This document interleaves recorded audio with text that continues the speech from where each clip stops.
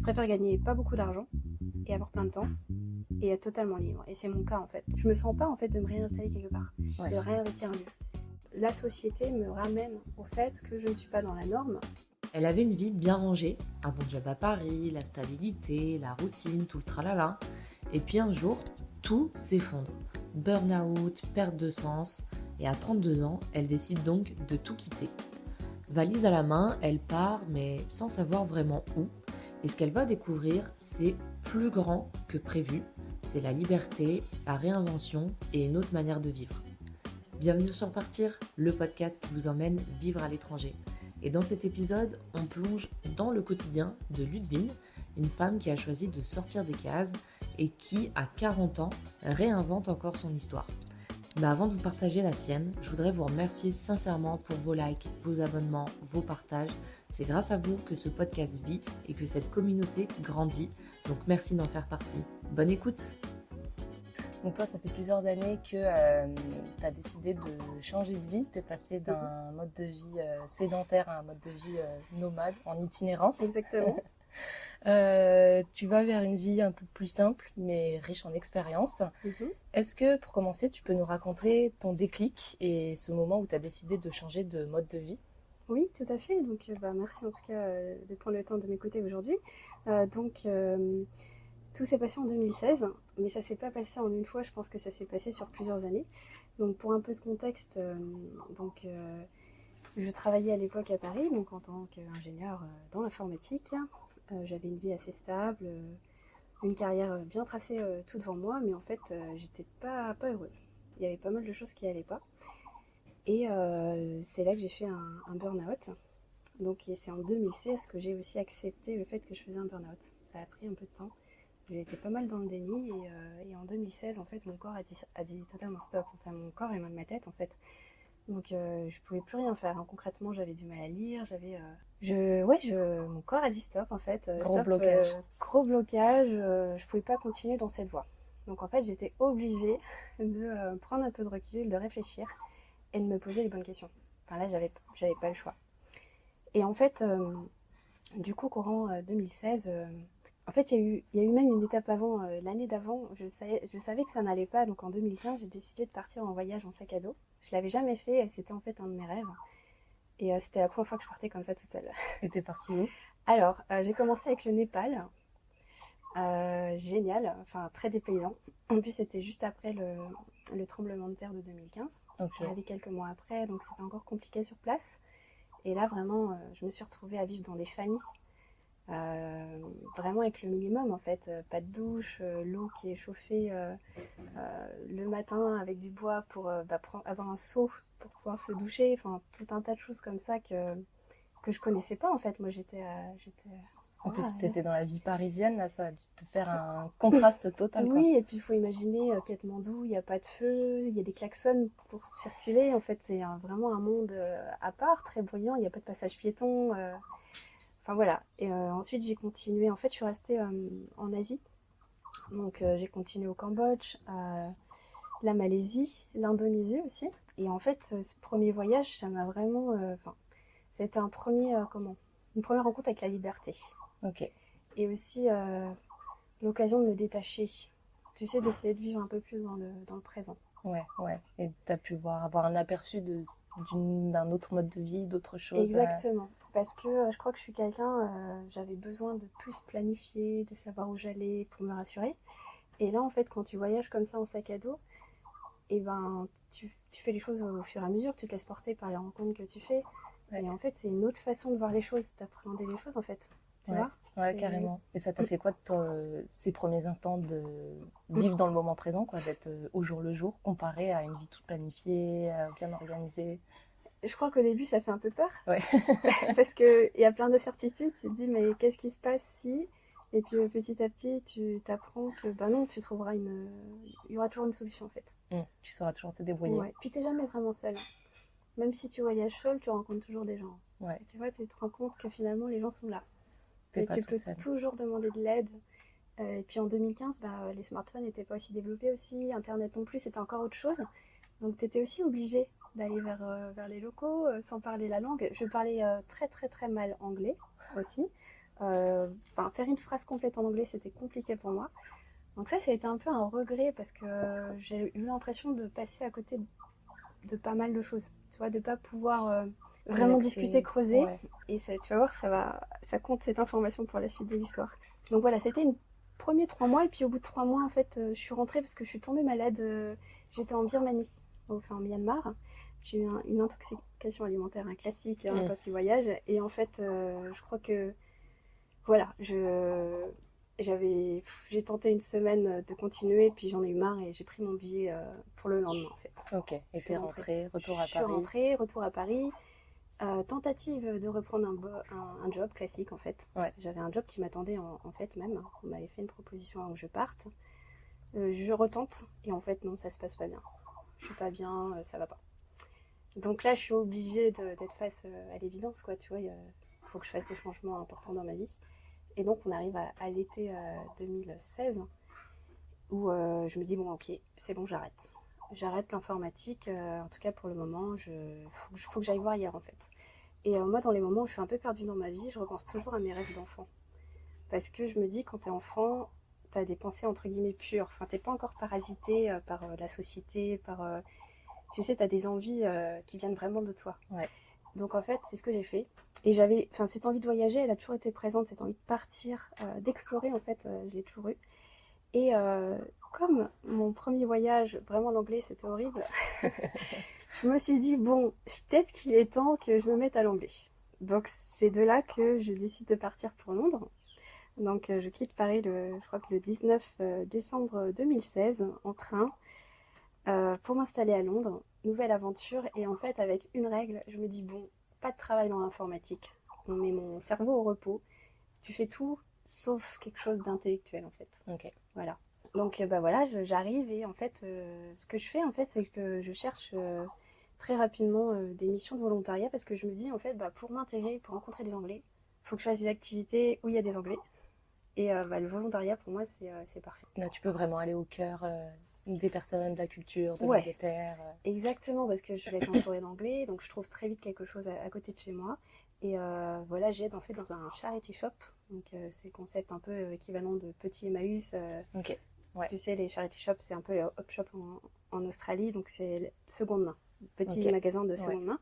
Et très vite aussi, ce que je dis pas, c'est que pour mettre mon cerveau au repos à cause du burn-out, en fait, je renoue avec une ancienne passion que j'ai jamais vraiment développée, que j'ai mise de côté, qui est l'art, donc le dessin et la peinture, pour m'aider voilà, à me reconnecter en fait, à reprendre du plaisir, tu vois, faire des choses pour moi, ce que j'avais mis de côté pendant des années.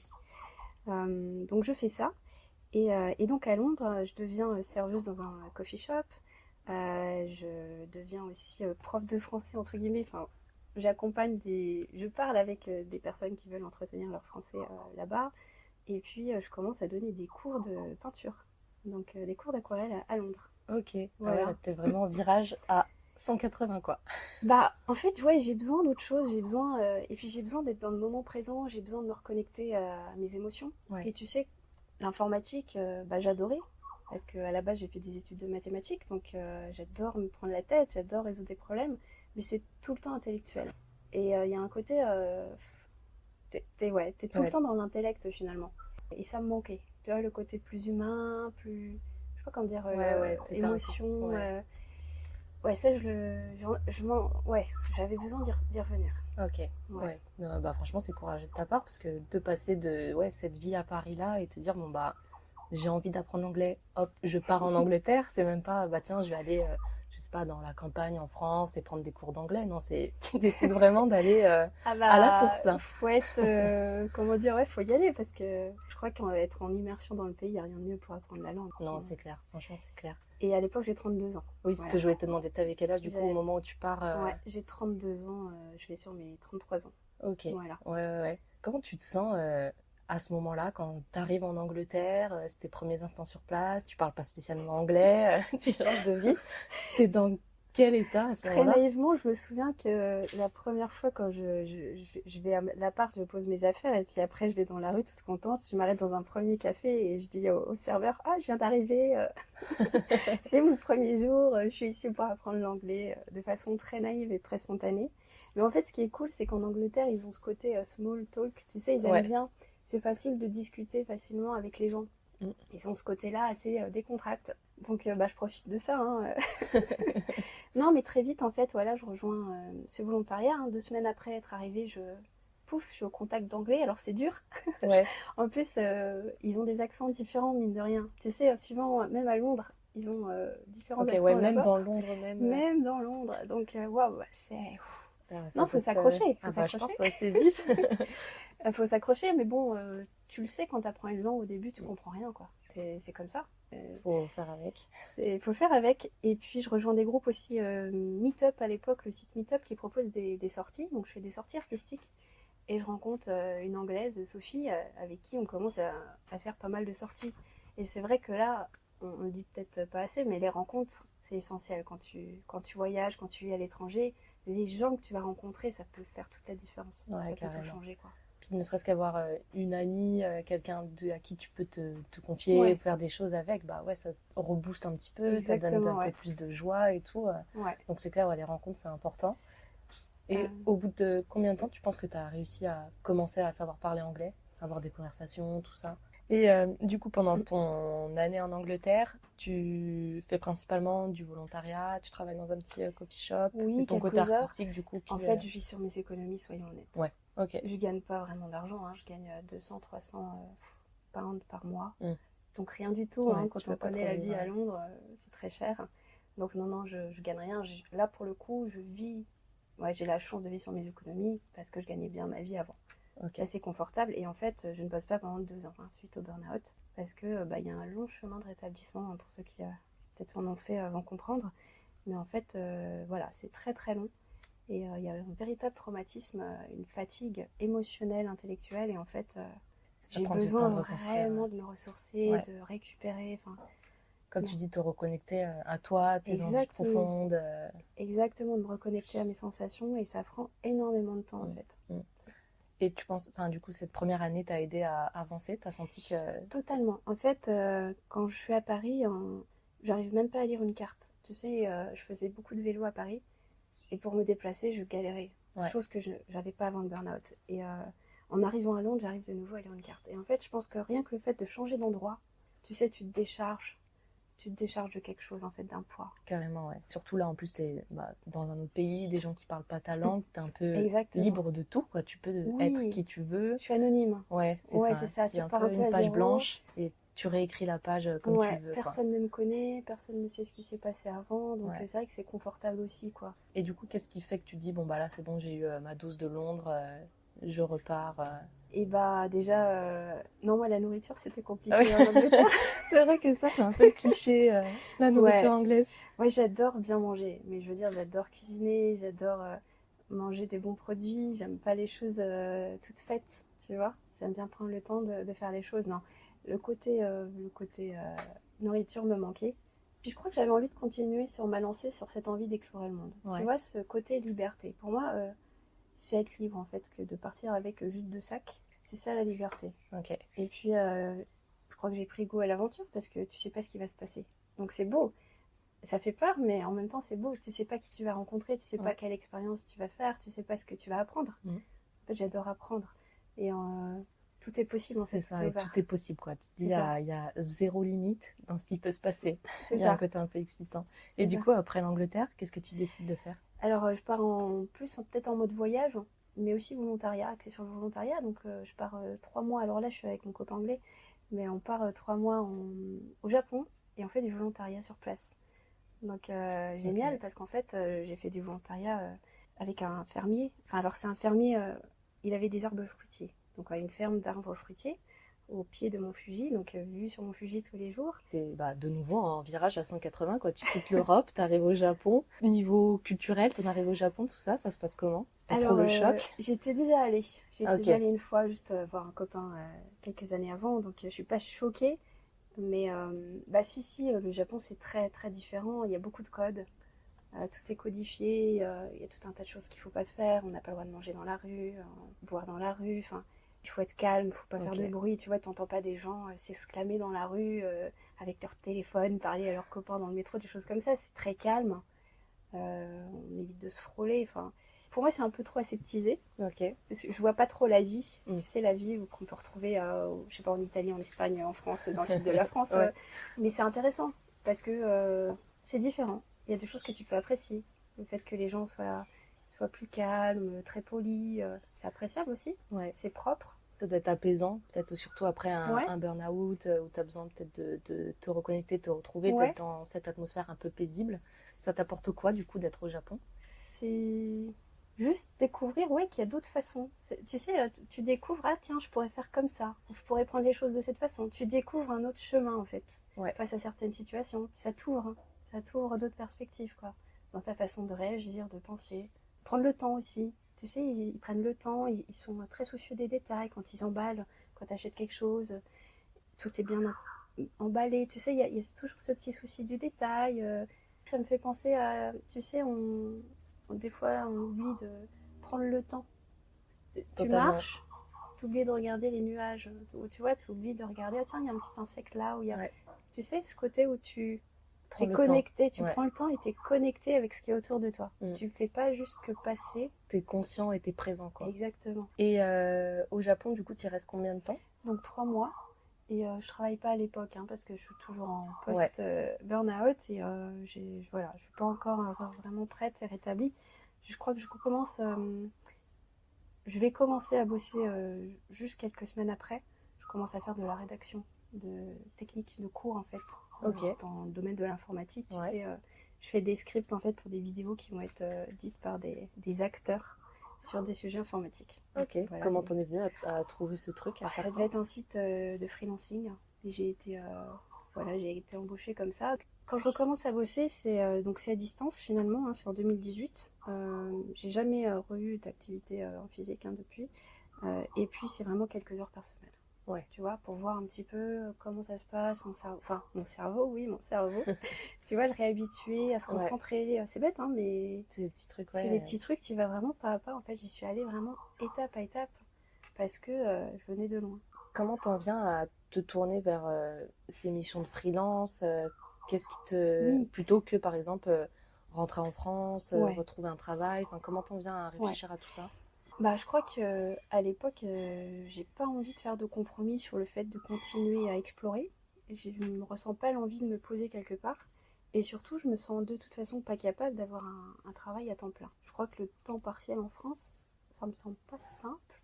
En tout cas, dans l'informatique, Ouais, c'est un j'en peu ai- compliqué. Ouais. j'ai pas connaissance de collègues qui ont vraiment réussi à faire ça. Donc en fait, finalement, être à mon compte me semble être la meilleure option parce que je peux gérer mon temps, le nombre d'heures que je travaille, le type de mission. C'est peut-être plus simple aussi d'arrêter si ça fonctionne pas parce que des fois, tu as des missions relativement courtes. Donc en fait, voilà, tu as cette liberté-là. Donc je me dis que c'est bien de reprendre de cette façon-là. T'avais quand même envie, du coup, de continuer dans cette notion de liberté, de mouvement, d'action, de temps. Exactement. Tout ça. T'as pris goût, du coup, au voyage, à l'exploration. T'as envie de continuer sur cette lancée? Ouais, parce que donc en 2018, après le Japon, c'est Taïwan. Ok. Énorme coup de cœur. Pareil, je fais des volontariats sur place. Génial, hein. J'ai adoré Taïwan. Les gens sont d'une gentillesse, accueillants, extraordinaire. Ah ouais, t'as Ça senti vraiment cette bienveillance, Ah ouais. cette... Ouais, les sourires sur les visages quand ils se croisent. Cette curiosité aussi, on va vers toi. Génial. Trop bien. Franchement, Et les volontariats, comment tu les trouves? Tu passes par quoi? Alors, je passe par Workaway. Ok, ouais. Du coup, ouais, t'arrives dans ce volontariat à Taïwan. Tu Ouais. continues les missions en freelance à côté? Je continue un petit peu la rédaction Ouais. à cette époque, mais c'est très ponctuel. Voilà, c'est, on va dire, quelques heures vraiment par semaine et c'est pas toutes les semaines. Donc, tu vois. Et ensuite, je crois que après Taïwan, j'ai un trou, mais je crois que petit stop à Singapour, à Shanghai. Ok. Voilà, avant de revenir en France quelques mois. Donc, Voilà. ouais, petit tour de l'Asie. Tu te Voilà. reconnectes à tes envies, tes passions, Ouais. ta personne. T'as senti, du coup, après ces plusieurs mois de voyage, que tu te retrouvais? Une partie de moi, ouais. Enfin, je crois que ça confirme cette envie d'être sur la route. Tu sais, d'être dans l'action. Ouais. Pas dans l'action, peut-être dans le mouvement plus. Donc Ouais. là, petit à petit, dans ta tête, tu commences peut-être à envisager un autre mode de Ouais. vie. Je crois que oui. Mais malgré tout, voilà, je reviens donc avec ce copain, on est encore ensemble à ce moment-là. La relation est quand même compliquée, j'avoue. Ouais. Il y a plusieurs fois dans le voyage où j'avoue que je me dis, j'aurais bien voulu être seule, parce que c'est peut-être un point qu'on peut aborder, mais c'est dur de voyager avec quelqu'un. On n'a pas forcément le même rythme et les mêmes envies. Être comme ça, en mouvement continu, c'est fatigant, on se rend pas compte. Ouais. Parce que tout est nouveau tous les jours. Il n'y a pas de routine. Enfin, c'est compliqué d'avoir une routine et c'est très fatigant. Et moi, je sais qu'à plein de moments, j'aurais eu envie d'être vraiment seule, en fait, et de faire un truc de mon côté. Et ça a été compliqué avec lui. Donc, on rentre en France, on s'installe à Marseille pendant quelques mois. Voilà, nouvelle ville aussi. Une nouvelle vie, ouais, parce que j'ai aussi beaucoup bougé en France, en fait. Je dirais que j'ai beaucoup déménagé en France. Et puis, pour repartir quelques mois ensuite. Voilà. De nouveau à l'étranger, sur du volontariat. Donc, Jordanie. Donc, volontariat dans le désert. Ça doit être encore complètement autre chose. Ah oui. Ouais, le désert, c'est impressionnant. Des fois, t'es seul, hein. Tu vois rien. Ouais. Puis à la fois, il fait chaud en journée. Mais alors, qu'est-ce qu'il faisait? Il faisait froid. La nuit, ouais. Et t'es dans une tente. Ouais. Et moi, je dormais habillée avec une cagoule et en plus sous des couvertures parce qu'il fait tellement froid. Et tu restes combien de temps du coup dans le désert? 2-3 semaines dans le désert. Donc non, super intéressant, très dépaysant. Et puis voilà, je continue, je fais d'autres petits passages dans d'autres pays pour revenir finalement en France en juin. Et là, on se sépare aussi avec cette personne. Et moi, j'ai besoin de me poser un petit peu à ce moment-là. Donc je reste 2 mois en France et je réfléchis un petit peu à la suite. Donc à ce moment-là, je suis un peu plus stable par contre au côté boulot. Donc j'ai accepté de nouvelles missions. Donc j'ai un client régulier. Ce qui fait que là, par contre, je vis réellement de mon travail de freelance. Ok, donc, voilà, donc la nouvelle étape. Nouvelle étape. Voilà, là, c'est vrai que là, j'ai une vie... d'un point de vue financier, c'est stable. T'as un revenu J'ai un revenu de l'ordre, je sais pas, entre 1500 et 2000 euros net par mois. Okay. Donc, qui est tout à fait, à mon sens, pour moi, confortable par rapport à ce que je veux faire de ma vie. Et voilà, c'est stable. Ouais. Voilà. Donc là, on est bien. J'ai retrouvé une stabilité. J'ai retrouvé un rythme de travail. Donc, je travaille une 10-15 heures par semaine. Donc, tu vois, pareil, c'est bien. J'ai repris. Enfin, mon cerveau suit le rythme. Ouais, ça va de passer du coup de faire du volontariat, visiter un peu les pays, à revenir dans cette stabilité. Oui.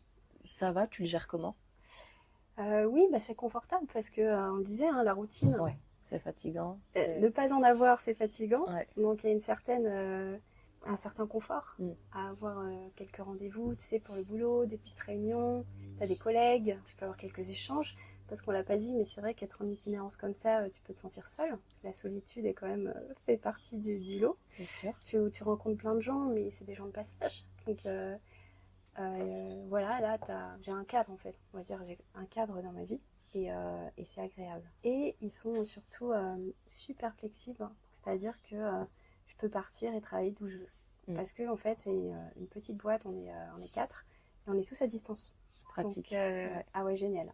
Génial. Dans ta tête, toi, à ce moment-là, c'était clair, tu voulais garder quelque chose à distance pour pouvoir travailler d'où tu veux. Tu savais déjà que tu avais envie d'allier voyage et travail. Exactement. Là, à l'époque, j'ai toujours pas réinvesti un appartement, tu sais, en vrai. Je loue des choses de façon temporaire, meublée. Donc, vraiment, je vis avec 2 sacs. Donc, je vis déjà avec un minimum et je sais que je veux continuer, en fait, cette vie. J'ai pas l'intention de m'arrêter là. Je me sens pas, en fait, de me réinstaller quelque part. Ouais. De réinvestir un lieu. De mettre des meubles. Tu sais, d'aller rechercher mes meubles. C'est impossible pour moi à ce moment-là. Et ça, je leur dis. Dès le départ, c'est très clair avec eux et ils me disent pas de problème en fait. Ouais, donc là, bon compromis, tu trouves génial, ouais. Ce qu'il te faut pour pouvoir travailler d'où tu veux. Tu restes combien de temps du coup en France? Alors je reste quelques mois, mais c'est vrai que je bouge quand même beaucoup. Je vais voir des amis en Angleterre, je retourne voir des amis.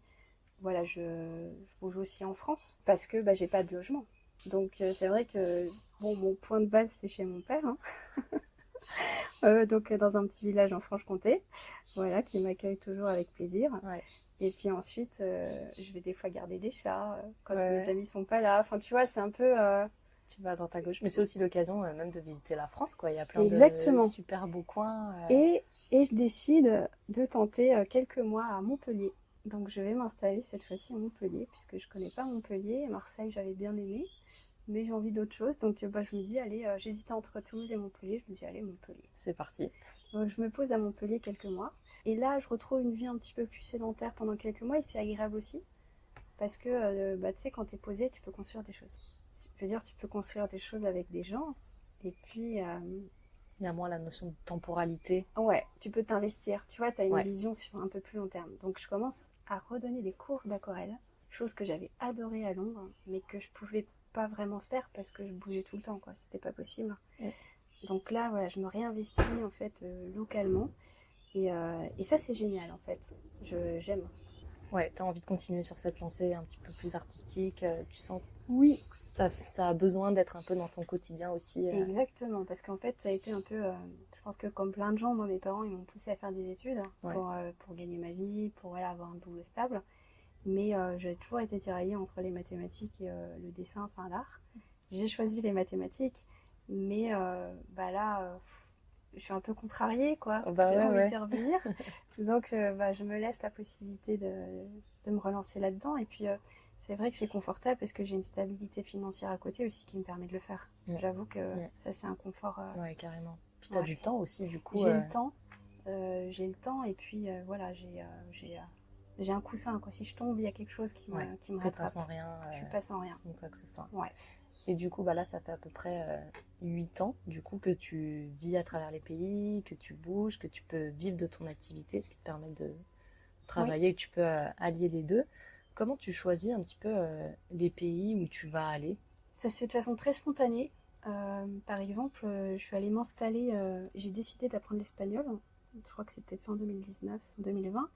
Donc, ce qui m'a conduit ensuite à me dire, bon, allez, je vais vivre en Espagne. Ouais, aussi simple que ça. Allez. Comme pour l'Angleterre, j'ai envie d'apprendre l'anglais, je vais en Angleterre. Bah oui, ça me paraît logique. Et puis, ce que j'aurais remarqué, c'est que je mets des graines. Tu sais, je sais pas si ça te fait pareil, moi, des fois, j'ai des envies ou des rêves. Je les note, j'en suis consciente. J'ai même un carnet où je note. Ouais.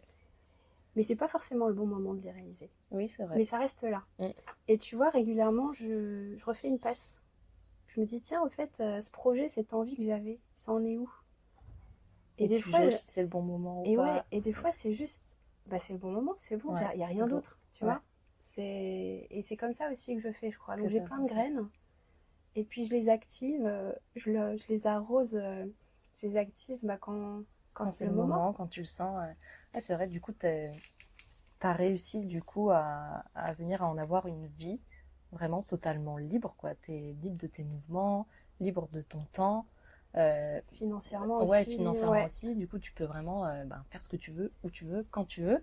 Comment tu te sens face à cette liberté énorme, quoi? Alors, c'est super intéressant. Donc oui, alors des fois le trop de liberté, Ouais, c'est négatif. Enfin, il y a trop de choix, tu le choix. bah ouais, Ouais. et des fois tu peux tellement tout faire, tu dis ok, mais je fais quoi alors? Ouais. Non, c'est vrai, c'est totalement ça. Des fois je me retrouve là-dedans. Et donc, je trouve qu'il y a une difficulté quand tu as beaucoup de temps et que tout est possible, c'est d'arriver malgré tout à te cadrer et entre guillemets t'organiser. Mm. Parce qu'il y a tellement de choses possibles, il te faut des objectifs, enfin, ou des buts, ou des projets, tu vois, des choses Ouais. auxquelles Ouais. comme un fil conducteur. Et ça, j'ai mis beaucoup, beaucoup, beaucoup de temps à trouver un équilibre. Ouais. C'est pas facile. Ce que je voulais te demander, du coup, comment tu fais pour organiser ta vie, ton quotidien, réussir à allier, du coup, tes envies d'exploration avec ton travail, tes envies artistiques aussi. Ouais. Comment tu fais pour t'organiser? Alors aujourd'hui, pour être plus concrète, par rapport à mon travail, je n'ai plus que... j'ai lâché donc le travail dont je parlais. Ouais. Donc ça, je travaille plus pour eux. Je n'ai que des missions courtes de 2 ou 3 jours qui s'organisent en avance. Donc je sais d'avance que par exemple dans un mois, j'ai le 8 et 9, c'est pris. Tu vois. Ouais. Donc en fait, je donne des formations. Donc ça, c'est assez simple à gérer. J'ai une vision, c'est planifié. Donc ça, c'est cool. Tu vois. Donc là, niveau travail, Niveau t'as trouvé travail, ce qui te correspond voilà. en rythme, quelque chose de planifié bon. sur le futur. Ça, c'est bon, c'est fixé. Je sais que j'ai besoin d'une bonne connexion Internet ce jour-là. Ouais. Et voilà, je peux m'organiser en conséquence. Ok. Ça, c'est cool. Et ensuite, c'est là que l'art revient en ligne de compte. Donc, effectivement, à côté, j'essaye de développer mon activité artistique. Je n'en vis pas du tout encore, mais ça serait, on va dire, un projet. Et en fait, j'essaye d'avoir des projets en ce sens. Donc, typiquement, là, à Cairns, puisqu'on se trouve aujourd'hui à Cairns en Australie, j'ai fait une résidence artistique. Donc ça consiste en quoi? C'est comme un partenariat en fait avec la ville. J'ai une exposition, donc j'expose et en même temps je vais donner quelques workshops. Alors c'est gratuit parce que moi je n'ai pas le droit de travailler ici en Australie. Mais voilà, il y a un échange et on m'a donné accès à des personnes pour poser des questions. Moi j'ai choisi de travailler en fait sur le jardin botanique de Cairns. Donc j'ai représenté des scènes que j'ai vues dans le jardin. Donc je les ai peintes et dessinées. Et c'est l'objet de mon exposition pour attirer l'attention des gens sur ces petites choses qui sont là, des insectes, tu vois, des plantes que parfois on oublie de regarder. Et en fait ça m'a aidé par exemple, tu vois, ces derniers mois, parce que j'ai commencé en juillet. Ces derniers mois, j'étais focalisée sur ce projet. Et ça a un peu aussi, rythmé mes semaines finalement, de fait d'avoir ce projet-là. Voilà. Donc l'art, ça me permet d'organiser. Un autre vecteur que j'utilise, c'est toujours le volontariat. En fait, dans tous les pays où je vais, j'essaye de faire du volontariat pour rencontrer les locaux, mais aussi moi pour avoir des temps, tu vois, comme une routine finalement. Tu vois, par exemple ici, j'ai été volontaire dans les musées, des musées d'art. Ok. Donc tu fais des shifts, 3 heures par semaine, tu es à tel endroit, tu vois. Ça te donne un cadre et tu sais qu'à certaines heures tu vas devoir faire ça, du coup tu t'organises en fonction. Exactement. Et les deux autres choses, c'est les activités artistiques. Donc je fais de la couture, de la poterie, il y a plein de choses que j'aime faire. Et ça aussi, j'essaye de me trouver des cours à chaque fois. Donc j'ai fait des cours par exemple en Espagne de poterie, des cours de couture à Majorque. Trop bien. Là, des cours de couture ici en Australie. Tu vois, j'essaye. Puis c'est rigolo aussi de faire dans d'autres langues. Carrément. Tu vois, les techniques ou les approches des fois sont un peu différentes, donc c'est marrant. Mais voilà, c'est des cours pour encore une fois rencontrer des locaux, parce qu'en général, c'est les locaux qui font ça. Et ça me permet aussi de pratiquer la langue. Et puis en fait, c'est comme ça des fois que tu as des opportunités. C'est comme ça que j'ai trouvé un logement à Malaga. Tu vois, quand tu as besoin d'un coup de main, de quelque chose, des fois, c'est ces gens-là qui viennent te donner une réponse, quoi. C'est ça. Ouais, une rencontre emmène un projet, qui emmène un truc. Ça façonne beaucoup le voyage et ce que tu fais. C'est clair. Et puis l'autre chose, c'est les cafés. Donc j'adore les cafés. Donc j'essaye toujours de me trouver mon petit café dans l'endroit où je suis, parce que pareil, tu as les habitués, tu crées des liens, tu vois, tu y vas régulièrement. Donc c'est une autre façon aussi de rentrer dans le pays, dans la vie des gens, de se faire éventuellement des amis. Donc voilà, j'essaye aussi d'avoir ça. Donc de retrouver à chaque fois comme des routines en fait. Tu penses que c'est nécessaire pour pouvoir bien profiter de son voyage, on va dire, d'avoir des routines? Ouais. En fait, ça te permet de te reposer aussi. Ouais. On le disait, c'est très fatigant. À chaque fois, tu es dans un endroit différent. Avoir cette routine, toi, ça te cadre. Ça te fait un temps aussi pour toi. Enfin, moi, ça me fait un temps avec moi-même quand je suis au café. C'est le moment où je fais que certaines choses. Et ça te permet éventuellement de faire des rencontres. Et ouais, c'est pas du temps, où tu réfléchis trop. Enfin, c'est une routine, quoi. Donc, c'est apaisant. C'est ça.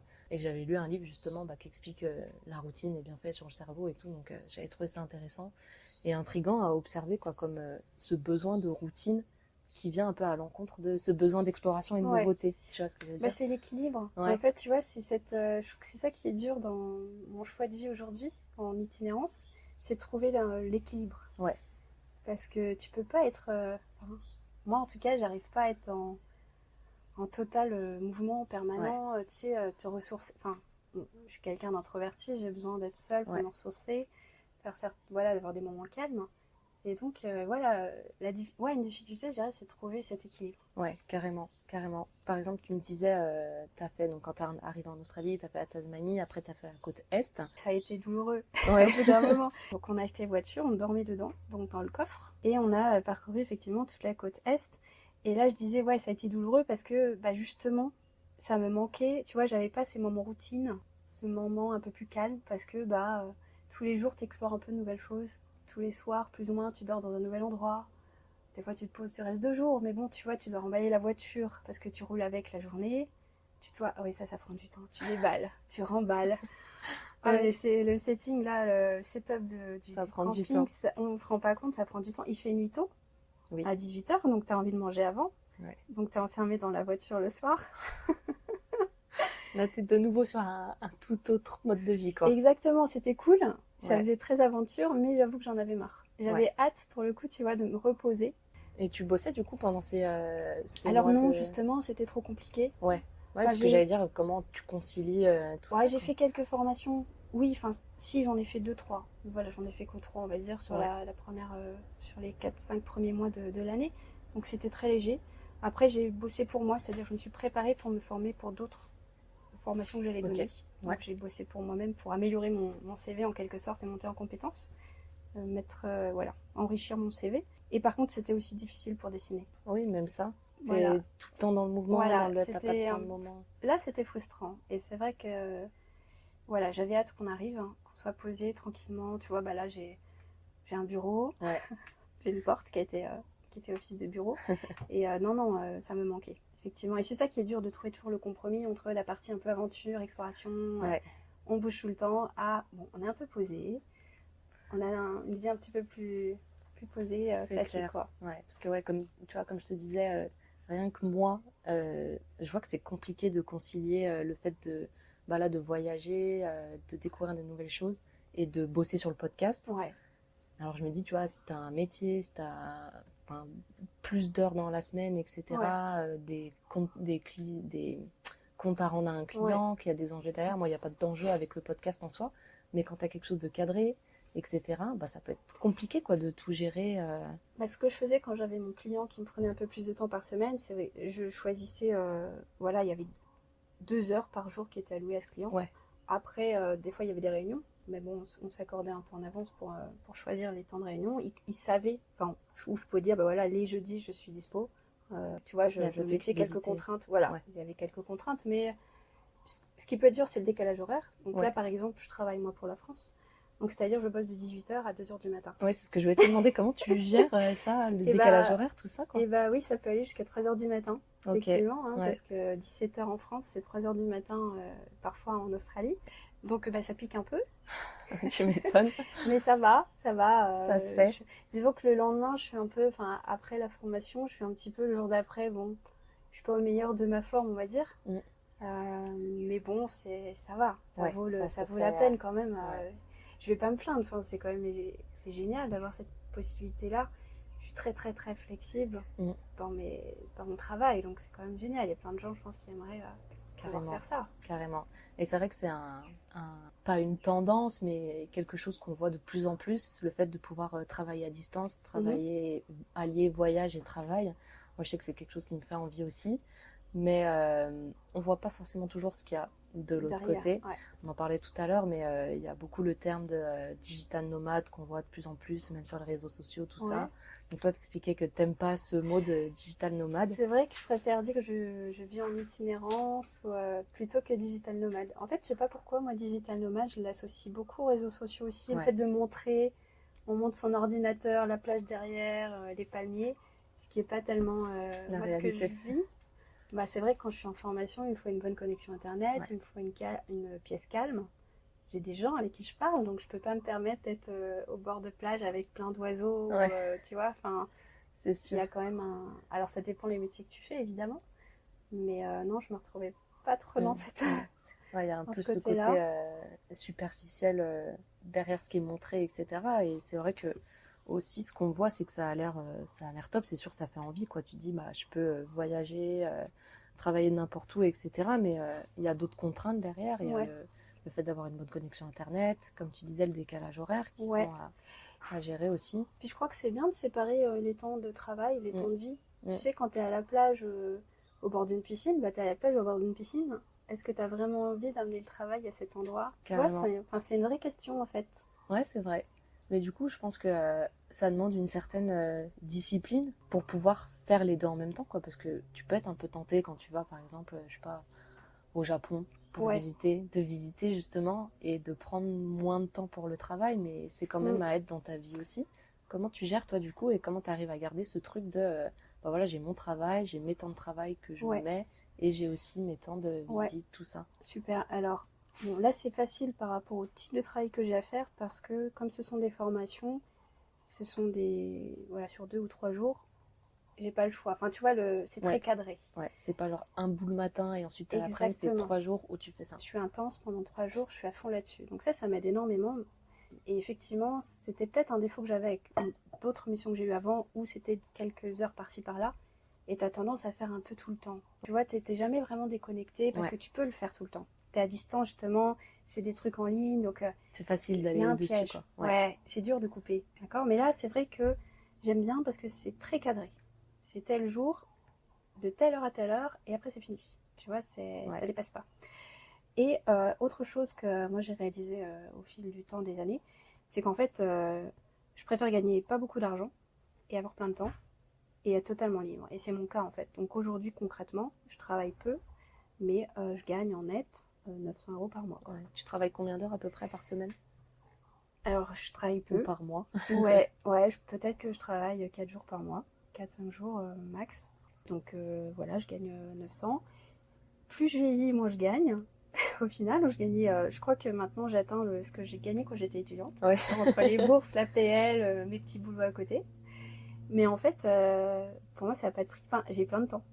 J'ai le temps de cuisiner, j'ai le temps de marcher, j'ai le temps de tout en fait. Ouais, t'as le temps pour tes activités artistiques. J'ai le temps de tout. J'ai pas le temps de stresser quoi. Ouais. Enfin, tu vois, j'ai le temps de tout. Et c'est un choix. Je peux le faire aussi parce que oui, j'ai encore un peu d'argent de côté. Donc j'avoue que ça, Ouais, tu peux te le permettre c'est aujourd'hui. confortable. C'est-à-dire je peux me permettre de gagner moins. Je sais que je ne serai pas dans le rouge. Donc ça, c'est super confortable. Et merci là pour les parents de m'avoir poussé à faire mes études. Ouais. Parce que tu vois, mine de rien, ça m'a fait un peu une base d'avoir fait ce boulot-là en début. Carrément. Et ça me permet de vivre comme ça aussi aujourd'hui. Donc ça, c'est génial. Donc, si j'ai un conseil, c'est qu'allez le plus loin possible dès que vous pouvez en termes d'études, parce que peut-être que plus tard, ça va vous servir, quoi. Et en fait, ouais, je sais pas, et en fait, j'ai une vie simple, plutôt minimaliste. Alors, c'est devenu aussi à la mode, hein, minimalisme. Ouais. mais j'achète plus de nouveaux vêtements, je vis vraiment avec ce que j'ai. Je fais mes vêtements maintenant, j'ai ma machine à coudre à côté. Trop bien. Mais tu vois, j'essaye de... Enfin, je sais pas, ouais, de vivre au plus simple. Ouais, t'es encore dans le mode de vie de je me reconnecte à moi, à mes envies, je prends du temps pour moi, etc. Ouais, je suis mon intuition aussi. J'écoute mon intuition. Je développe mon intuition. Tu penses que le voyage, ça t'a aidé à te reconnecter à ton intuition et l'écouter un peu plus? Ouais. Bah ouais, parce que quand t'es comme ça à l'autre bout du monde ou face à des situations que tu rêverais pas, en fait, en France par exemple, ou dans ta vie, t'es obligé de te faire confiance. Enfin, tu vois, tu dois te référer à toi-même. Et t'es obligé de t'écouter. Je trouve que t'es un peu plus obligé de t'écouter, ouais. Ouais, Et carrément. pour prendre des décisions, pour choisir, tu vois, pour agir. Surtout quand tu voyages seul, t'es que avec toi-même, quoi. Et du coup, donc, comme tu disais, il y a la notion de temporalité. Tu dois être à droite, à gauche, tu vas dans un pays, ensuite tu bouges. T'es pas vraiment à te poser. Aujourd'hui, tu as 40 ans. Oui. C'est un mode de vie qui va, entre guillemets, à l'encontre des un peu dictates de la société, on va dire. T'as pas d'enfant, tu vis ta vie, t'es super libre. Est-ce que t'as déjà eu des remarques un petit peu par rapport à ça? De la part de ma famille, pas du tout, parce que je pense qu'ils ont compris que j'étais heureuse comme ça. Je pense que oui, des remarques, oui, ça étonne. Souvent, on n'imagine pas que j'ai l'âge que j'ai, parce que justement, je suis pas aux endroits attendus. Donc, les gens pensent que je suis plus jeune parce que justement, j'ai ce style de vie et donc, ils s'imaginent pas mon âge. Et je crois que, comment dire, ouais, j'essaye de rester de toute façon à distance de tout ça, parce que je suis mon intuition. En fait, c'est ça. Pour moi, être heureuse dans la vie, c'est être alignée avec moi-même, et donc c'est sûr ce que je suis au fond. Et c'est ce que je fais. Donc après, ce que les autres peuvent penser, bon bah tant pis. Après, je suis ravie toujours d'expliquer le pourquoi et pourquoi j'en suis arrivée là. Sur la notion d'enfant, tu vois, c'est un sujet qui est toujours, ouvert aujourd'hui. Donc j'ai 40 ans, c'est vrai. Je vais bientôt avoir 41 même. Mon mari a 35 ans, donc il est plus jeune. Et en fait, ce qu'on s'est dit, c'est que bah, si ça doit se faire, ça se fera. Si je tombe enceinte, bah, je tombe enceinte. Mais si je tombe pas enceinte, bah, c'est que c'était pas pour nous. En fait, c'est notre philosophie par rapport à ça. Sachant que bah, je suis assez âgée, que la probabilité que ça arrive est faible. Mais bah voilà. Si ça se fait, ça se fait. Si ça se fait pas, ça se fait pas. Exactement. Et si ça se fait, bah, on avisera. Parce qu'en fait, je crois que ce que j'ai appris, c'est que ça sert à rien de planifier. C'est vrai. Tant que t'es pas dans la situation, tu sais pas. Enfin, tu vois, tu n'imagines jamais réellement ce qui va se passer. Et puis moi, ce qui me rassure, c'est que je vois des familles, il y a des gens qui continuent d'avoir cette vie en itinérance tout en étant parents. C'est possible. Ouais. C'est peut-être un petit peu plus compliqué ou pas, en fait, j'en sais rien. À voir, ouais. En fait, je sais pas. Je pense qu'il faut tester, il faut être dans le truc pour savoir si ça marche ou pas. Euh, mais en tout cas, voilà, sur le côté parent, voilà la philosophie. Et puis sur la suite, et ben en fait, avec Guillaume, donc régulièrement, on se dit, bah voilà, ce qu'on veut pour le futur. Donc moi, je sais que l'année prochaine, lui, en fait, il bosse dans la plongée, donc il est instructeur de plongée, donc il a envie de tenter l'expérience en Thaïlande. Ouais. Moi, je sais que j'aimerais retourner au Japon, faire d'autres expériences artistiques là-bas, peut-être Singapour. Donc voilà, bah on va partager nos envies, et puis bah, quand ça se croise, on sera ensemble, on va trouver du temps ensemble évidemment, parce que c'est le but quand même de partager ces moments, mais lui, il va continuer s'il a des opportunités et que moi j'en ai d'autres, et bah Ouais. c'est pas grave, tu vois, on Vous continuera allez faire nos vos chemins, chemins. et en se retrouvant évidemment. Mais ce qui est cool, c'est que je mets pas de côté mes envies Ouais, pour lui totalement. ou pour le couple en fait. Ouais. Et ça, je trouve ça génial Carrément, d'avoir trouvé carrément. quelqu'un qui accepte ça et qui comprenne ça. Ouais, Au contraire, il m'encourage à continuer mes projets, et moi je l'encourage aussi à suivre sa carrière et ses projets, tu vois. ouais, c'est cool que vous soyez sur la même longueur d'onde pour ça, quoi, parce que... Et voilà, donc pour le moment, on continue en itinérance. Ça fait 2 ans qu'on est ensemble, hein, donc voilà. On s'est rencontrés il y a longtemps, mais on a commencé notre histoire de cette façon en itinérance. Et peut-être qu'un jour, on aura envie de se poser quelque part, peut-être. Ouais. Mais en fait, ce jour-là n'est pas encore arrivé, et puis on avisera Au moment au venu, moment quoi. venu, tu vois. On en Donc, revient à vivre au jour le jour, quoi, et puis se laisser un petit peu porter. vivre au jour le jour, se laisser porter, ça veut pas dire qu'il n'y a pas des objectifs à plus long terme ou Ouais. de vision, mais il n'y a pas de planification, tu vois, Ouais, de c'est assez contraintes. ouvert et flex Ouais, là-dessus. exactement. Et par rapport un peu, du coup, au diktat de la société qu'on parlait, etc., est-ce que toi, tu as eu des questionnements à un moment sur, bah voilà, j'ai envie de faire cette vie-là, mais est-ce que ce serait pas mieux de me poser, etc. Tu vois, moi, bon, je suis plus jeune que toi, mais par moments, j'ai l'impression d'avoir ces petits trucs, tu vois. Ouais. Je sais que j'ai envie de continuer à voyager, j'ai envie d'avancer, etc., de visiter plein de trucs, mais il y a un autre côté où je me dis, est-ce que j'ai envie de me poser aussi, tu vois, et je Mhm. sais pas si c'est un peu l'influence de la société qui est hyper ancrée en moi, ou si c'est aussi une envie de se poser. Est-ce que toi, tu as eu un peu ces questionnements-là pendant ton parcours? Alors, il y a 2 sujets que j'ai envie d'aborder. Ouais. Déjà, je crois que ce qui m'a donné envie d'explorer cette façon de vivre, bah, c'est Guillaume. Ah ouais. C'est mon mari. Quand je l'ai rencontré, en fait, Ouais. j'ai rencontré en 2016, et en fait, sur du volontariat, tu Ouais. vois, à Paris. Et en fait, ce que j'ai pensé de lui, c'est waouh, il est libre. Il fait ce qu'il a envie, quoi. Lui, il a pas peur, quoi. Ouais. Il y va. Ouais. Et c'est vraiment l'image que j'ai de lui, et je l'ai trouvé super inspirant. Et ça m'a. Quand j'étais perdue, quand je savais pas, je repensais souvent à lui. Mm. Parce que je me disais, mais non, c'est possible en fait. Ouais. C'est à moi de choisir ma voie. Tu vois, c'est ma vie, Mm. on n'en a qu'une. Et non, en fait, c'est moi qui choisis. Donc ça m'a toujours en fait suivi. Donc, et surtout, bah, encore une fois, c'est le truc que je disais tout à l'heure, c'est le fait d'être aligné avec soi-même.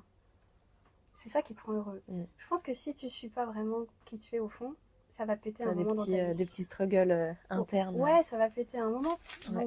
Donc, autant être honnête. Des fois, t'aimes pas ce que tu... Enfin, la réalité. Tu sais, des Ouais, fois, tu dis, ouais. bon, non, mais j'ai envie de ça. T'aimes pas la réponse, mais bon, c'est la vie. vérité, quoi. Ouais. Non, c'est clair. Et si tu l'ignores, je pense que tu repousses, et puis à un moment, ça va péter, ça va être pète, pire. Ouais, non, Donc, c'est clair. moi, je pars là-dessus. Et à l'autre point avec lequel je suis assez aussi, comment dire, honnête ou consciente, là, j'ai 40 ans, j'ai pas du tout un bon salaire, clairement. Et en fait, ça veut dire que d'une certaine façon, je suis un peu en marge de la société. Et j'en suis consciente. Mm. Parfois, ça, oui, ça me fait chier. Ouais. Parce qu'en fait, si je voulais trouver un appartement en France, je pourrais pas. Ouais. Et d'ailleurs, quand j'avais essayé à Montpellier, j'ai eu de la chance, je suis passée par des réseaux de femmes, enfin, c'est compliqué. En fait, la société me ramène au fait que je ne suis pas dans la norme, Ouais. si par exemple je veux chercher un appartement en France. Donc en fait, je trouve ça très dommage parce que ça me pousse à continuer d'être en itinérance, puisque je rentre pas forcément dans les cases, tu vois.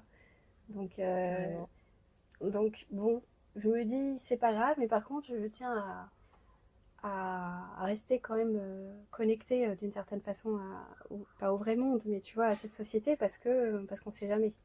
Donc ça veut dire que j'envisage, par exemple, plus tard, peut-être de reprendre un boulot, peut-être repartir sur prof de maths, puisqu'à la base c'était mon premier travail, hein, en réalité. Donc peut-être, je me dis, peut-être qu'un jour, si j'ai envie de me reposer, je rentrerai entre guillemets dans le système plus classique, parce que peut-être que ce sera le bon moment. Et du coup, en étant en itinérance, t'as pas eu ce sentiment de je suis pas dans la norme, c'était un peu plus fluide sur tes perceptions de voilà, c'est un mode de vie et ça va très bien comme ça? Comme c'est aligné avec la personne que je suis, ça va. Ouais. Ce qui est dur, c'est plutôt l'aspect solitude. Parce que c'est pas facile de rencontrer des gens. Enfin, tu rencontres des gens, mais de passage. Rester connecté à tes amis qui partagent une vie totalement différente de la tienne, c'est pas forcément facile non plus. Il y en a qui comprennent, qui acceptent, et puis d'autres avec qui finalement les liens se distendent. Il y a des personnes dans ton entourage qui ont le même mode de vie que toi? Non, pas trop. J'ai mon meilleur ami qui a une vie un peu différente parce qu'il est étudiant éternel. Il a 45 ans, il est toujours étudiant. Ok. Il travaille quand même à côté, il fait des missions et il vit dans une caravane. Donc on peut dire que c'est un peu... Il est aussi un peu en dehors des normes. C'est un peu en dehors, mais sinon non, c'est des gens des anciens collègues qui sont toujours dans l'informatique. Et d'ailleurs c'est marrant, je peux voir un peu peut-être ce que je serais devenue si j'étais restée dans cette voie. Et puis ça me confirme que non, en fait... T'as fait le bon choix. J'ai fait le bon choix. Ouais. Et du coup, t'as pu revenir à ces choses simples, pouvoir prendre le temps grâce au rythme que t'as pu construire. Oui.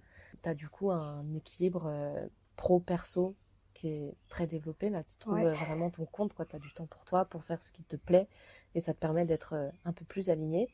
Est-ce que tu penses que ce rythme-là a fait évoluer peut-être ta perception du bonheur et de la réussite? J'ai l'impression que c'est l'inverse. Je pense que ma définition de la réussite n'a jamais été, par exemple, de faire carrière ou de gagner de l'argent ou d'avoir une maison. Et du coup, c'est plus moi qui me reçus alignée sur mes définitions que j'avais de c'est quoi réussir sa vie, tu vois. Ouais. Je crois que toujours, pour moi, réussir sa vie, c'était être heureuse, faire des choses qu'on aime. Et donc, en fait, c'est plutôt le contraire. Ouais. Je dirais, là, c'est ça. Et je suis très contente d'avoir réussi à pas me laisser trop influencer, justement, par la société. On en parlait tout à l'heure. Parce que c'est ça, je crois, la plus grosse difficulté. C'est de sortir des rangs. Mais je crois que le burn-out m'a sauvée. Moi, je suis absolument ravie d'avoir fait ce burn-out. C'est plus ce que j'allais te dire, peut-être un mal pour un bien, finalement. Ah non, mais c'est génial. Hein. Parce que clairement, j'étais pas sur le bon chemin. Donc, tu sais, ça a été brutal. Je me suis pris un mur puissance 10 000. Ça m'a vraiment détruite. Mais alors, génial. Parce qu'en fait, ça m'a rappelé que je faisais absolument pas ce dont je rêvais, quoi. Ouais. Donc, franchement, c'est hyper inspirant. Finalement, si on n'écoute pas son corps, sa tête, ses envies, on voit que ça va pas à un moment, que ça coince, quoi. Ouais, c'est ça. Et du coup, tu nous montres que c'est possible, qu'on peut avancer, qu'on peut suivre sa voie, etc. Est-ce que tu aurais si tu avais un message à faire passer aux personnes justement qui ont peut-être ce petit truc en eux, mais qui osent pas sortir de la voie, sortir des rangs, qu'est-ce que ce serait? Faites confiance. Faites confiance à votre petite voix intérieure. Moi, je pense qu'elle a toujours raison. Ouais. Et ça prend du temps. Et des fois, ça prend du temps de la développer, de l'écouter, de l'entendre. Et parfois, ça prend du temps d'accepter ce qu'elle nous dit. Parce que des fois, elle nous dit le contraire de ce qu'on est en train de faire. Et je trouve que c'est pas évident. Ouais. Mais en fait, dites-vous que si vous l'écoutez pas, elle va continuer en fait de se manifester, alors peut-être différemment, votre corps. Mais en fait, je crois que pour atteindre vraiment une sérénité, profiter amplement de la vie, je crois qu'il faut l'écouter. Il faut apprendre à l'écouter, quoi. Ouais. Faut oser l'écouter. Faut oser l'écouter et faire confiance. Et faire confiance, Et ça prend du temps, c'est un chemin. C'est sûr, ça se fait pas du jour au lendemain. Ça peut. Peut-être qu'il y en a qui vont avoir le déclic. Mais ça peut prendre du temps aussi, quoi. Ouais, c'est clair. En tout cas, merci de nous avoir partagé tout ça. C'était vraiment très inspirant, très enrichissant. Merci à toi aussi de m'avoir laissé la parole. Avec plaisir. Voilà, c'était l'histoire d'une femme qui a osé tout quitter pour se réinventer. J'espère que ça vous a inspiré autant que moi. Si c'est le cas, n'hésitez pas à partager cet épisode autour de vous, à laisser 5 étoiles et un petit mot. Ça aide vraiment le podcast à grandir. Et surtout, merci encore d'être là et de faire partie de cette aventure. À bientôt!